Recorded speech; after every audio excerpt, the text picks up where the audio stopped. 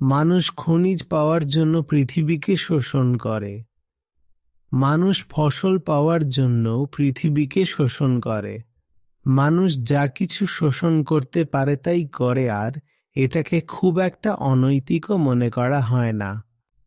আসলে যারা সবচেয়ে চালাকভাবে শোষণ করতে পারে তাদের আমরা পুরস্কৃত করি। যদি তুমি পরমাণুকে শোষণ করে শক্তি পেতে পারো,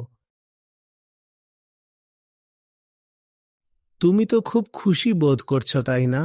অ্যাটম তার নিজের প্রাকৃতিক উপায়ে কখনোই তোমাকে শক্তি দিতে আগ্রহী ছিল না, কিন্তু তুমি অ্যাটমটাকে নিয়ে বললে আমার শক্তির দরকার, কারণ আমি আরও আরাম চাই, তাই আমি এই অ্যাটমটাকে কাজে লাগাবো আর শক্তি বের করে নেব। আর যদি তুমি অ্যাটম ভেঙে শক্তি পেতে পারো,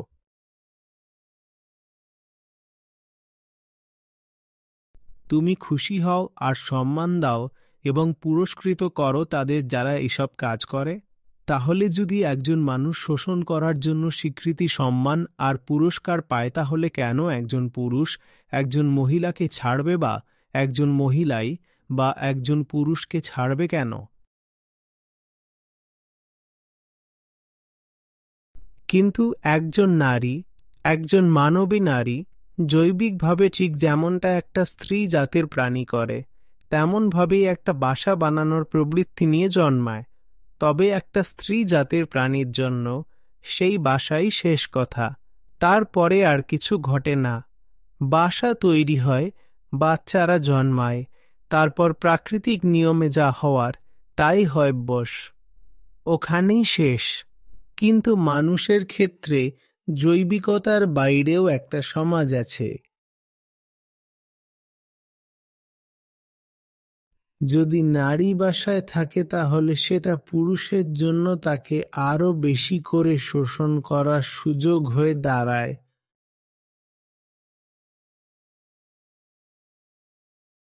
পুরুষ পাখি মেয়েটিকে কখনোই সুযোগ নিয়ে ঠকাবে না যখন সে উড়তে পারছে না, কারণ সে ডিম বা ছোট ছানাগুলোর যত্ন নিচ্ছে। পুরুষ পাখি তাকে ঠকাবে না।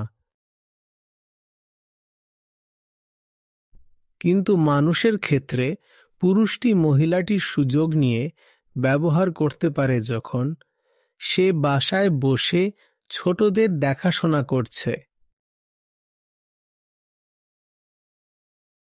মহিলাকে তার জৈবিক সত্তার ঊর্ধ্বে উঠতে হবে। ঘর হচ্ছে মহিলার জৈবিক সত্তার প্রকাশ। যতদিন ঘর থাকবে ততদিন মহিলাকে শোষিত হতে হবে। দুঃখজনকভাবে এখনো মহিলা ভাবছেন যে ঘরই তার সম্পদ, ঘরই তার নিরাপত্তার আশ্রয়। ঘর তোমার বন্ধু নয়, ঘর তোমার দুর্গ নয়, ঘর তোমার খাঁচা।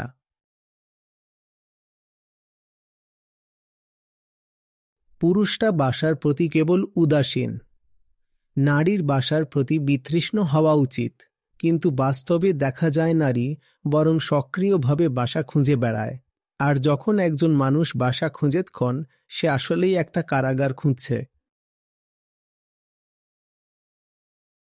পুরুষ বাসার বিরুদ্ধে বিদ্রোহ করে না, পুরুষ আসলে উদাসীন, ঠিক তো? যদি একটা বাসা থাকে, পুরুষ বলে ঠিক আছে আমি থাকব। আর যদি বাসা নাও থাকে, পুরুষ হোটেলের ঘরেও ঠিক আছে, হোস্টেল হলেও সমস্যা নেই। অনেক সময় তো খোলা আকাশের নিচে গাছের তলায় শুয়ে পড়তেও রাজি থাকে। কিন্তু নারী সেই যে বাসার দাবি তোলে, নারীকেই সক্রিয়ভাবে এই বাসার বিরুদ্ধে বিদ্রোহ করতে হবে। যতদিন পর্যন্ত এই বাসা থাকবে, নারী শৃঙ্খলিতই থাকবে। বিরোধাভাসের সঙ্গে নারী সবচেয়ে বেশি বাসার জন্য আকুলতা দেখায়। যদি একটা সম্পর্ক থাকে তাহলে মেয়েটাই বারবার জিজ্ঞেস করবে, সোনা আমরা কবে বিয়ে করছি? আর বিয়ের পর ওই তো শুরু করবে ঝামেলা, কবে আমাদের নিজের একটা বাড়ি হবে। মহিলা নিজেই নিজের সবচেয়ে বড় শত্রু, কারণ সে খুবই জৈবিক প্রবৃত্তি দ্বারা চালিত। পুরুষও জৈবিক প্রেরণায় চালিত হয়, কিন্তু সে তার বুদ্ধির কথাও শোনে। সে তার বুদ্ধির কথা মহিলাদের তুলনায় অনেক বেশি শোনে। মহিলা অত্যন্ত জৈবিক। আর সেটা কোনো অর্থে সুন্দর, কারণ যদি তুমি জৈবিক না হও তবে তুমি সম্ভবত বৌদ্ধিক। আর বুদ্ধি যতটা আশীর্বাদ, তার চেয়ে বড় অভিশাপ। মহিলারা একটু সহজ সরল আর নিষ্পাপ। আমি সাহস করে বলবো, একজন নারী সহজ সরল এবং নিষ্পাপ যেমনটা পশুরা হয়, কারণ নারীও পশুদের মতোই জৈবিকভাবে চালিত হয়। সে আবেগপ্রবণ এবং তার আবেগগুলো সত্যিকারের অর্থে কোনো বোঝাপড়া থেকে আসে না, এমনকি বুদ্ধি থেকেও নয়। তার আবেগ আসে শরীর থেকে, তার জৈবিক অভ্যাস থেকে, তার হরমোন থেকে। কিভাবে ওই মহিলা বাচ্চাটার সঙ্গে জড়িয়ে আছে দেখো, এর মধ্যে কোনো বোঝাপড়া নেই। সবটাই খাঁটি জৈবিক ব্যাপার, হরমোনের খেলা। পুরুষদের এমন কোনো শৃঙ্খল নেই। পুরুষদের এরকম কোনো অভিযোগ নেই। জৈবিকতাই নারীকে সীমাবদ্ধ করে, শৃঙ্খলিত করে এবং বন্দী করে রাখে। যতক্ষণ পর্যন্ত নারী নিজেকে শরীর, বাসা ও জৈবিকতার সঙ্গে একাত্ম করে রাখে, ততক্ষণ পর্যন্ত তার কোনো স্বাধীনতা নেই। যতক্ষণ পর্যন্ত একজন নারী ভাবতে থাকে যে তার শরীরই তার সম্পদ, ততক্ষণ পর্যন্ত তার কোনো মুক্তি নেই। যতক্ষণ পর্যন্ত একজন নারী ভাবতে থাকে যে মুক্তি মানে তার শরীর প্রদর্শন করা, ততক্ষণ পর্যন্ত তার কোনো মুক্তি নেই।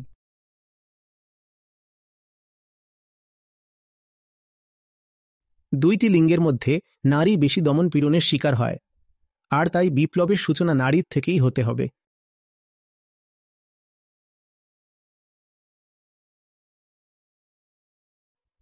নারী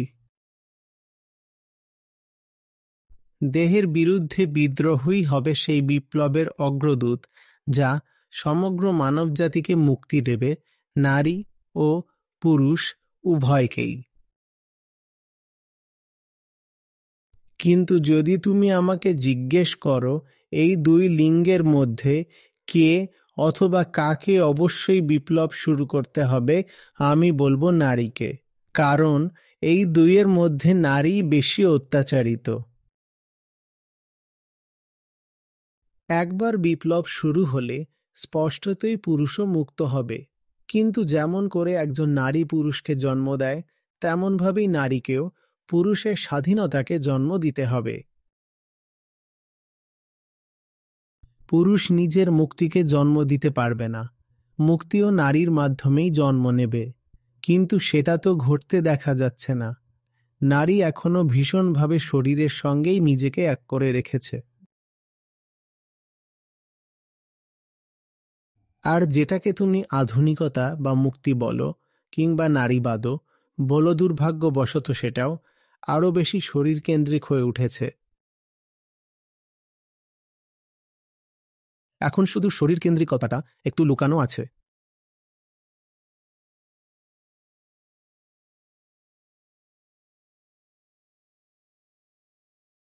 শরীরের ঊর্ধ্বে যাওয়ার একটাই উপায় আছে, আর সেটা হলো সত্যের পথ, আধ্যাত্মিকতার পথ।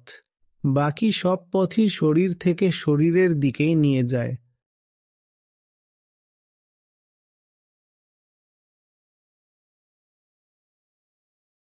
তাই তুমি উইলিং থেকে রিলিংয়ে যেতে পারো, কিন্তু তুমি তো শুধু এক শরীর থেকে আর এক শরীরে যাচ্ছ। তখন তুমি কি অনুভব করছিলে? শরীর। আর এখন তুমি কি প্রকাশ করছো? শরীর। এই পুরো মহান মুক্তি আন্দোলন কেবল তোমাকে শরীর থেকে শরীরেই নিয়ে গেছে। তাহলে তো কোনো মুক্তিই হয়নি, তোমাকে শুধু ঠকানো হয়েছে, বোকা বানানো হয়েছে।